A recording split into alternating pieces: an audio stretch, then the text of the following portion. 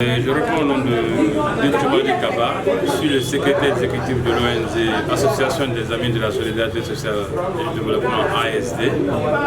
Ce matin, nous sommes là dans le cadre de l'organisation de l'atelier bilan, n'est-ce pas, de l'habilitation communautaire 2025.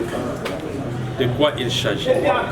En avril 2025, nous avons reçu un financement de l'UNFPA Guinée à travers le gouvernement de Cancan pour la mise en œuvre d'une série d'activités devant conduire les communautés villageoises à la déclaration d'abandon des mutilations génitales féminines et du mariage d'enfants.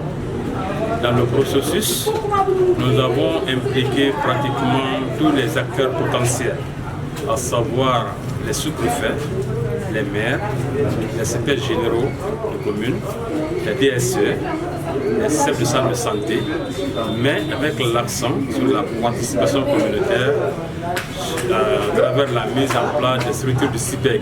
Structures du CIPEC, il s'agit, n'est-ce pas, des structures de la protection de l'enfant en Guinée. Donc, nous avons couvert cette année 50 villages, mais pour conduire les villages à la déclaration, 40 ont été appuyés à travers la mise en place, la mise en œuvre de leur plan d'action intersectoriel. Donc nous sommes là pour parler de ça, pour parler des progrès réalisés, mais aussi des difficultés, pour voir dans quelle perspective il faut conduire la région de Cancan à 0 cas d'excision, à 0 cas de mariage d'enfants. Et c'est de ça qu'il s'agit. Le message, il est très simple, c'est de continuer dans le processus, parce que l'abandon des MGF, du mariage d'enfants, c'est un processus, ce n'est pas un événement. Donc il ne s'agit pas de déclarer, mais il s'agit surtout de suivre après déclaration. Donc c'est à ce titre, j'interpelle surtout les sous-préfets, les autorités communales et les élus locaux à accompagner le processus jusqu'à l'atteinte des résultats escomptés, c'est-à-dire 0 cas d'excision et 0 cas de mariage d'enfants dans nos villages, dans nos communes rurales, dans notre préfecture, disons dans nos préfectures parce qu'il s'agit de 5 préfectures et dans la région. Nous avons vraiment noté une réduction très significative parce que si vous prenez EDS 2012, nous étions à 99,4% de prévalence quand il s'agit des MGF, la mutilation génitale féminine, mais en 2018, selon les dernières études de EDS 2018, nous sommes à 96,4%, soit une réduction de 3,1%. C'est ce qui est vraiment un des efforts conjugués. Donc c'est un résultat, mais est-ce qu'il faut s'en réjouir quand on sait que dans la même région, les 70% des villages ne sont pas encore touchés par l'habilitation communautaire.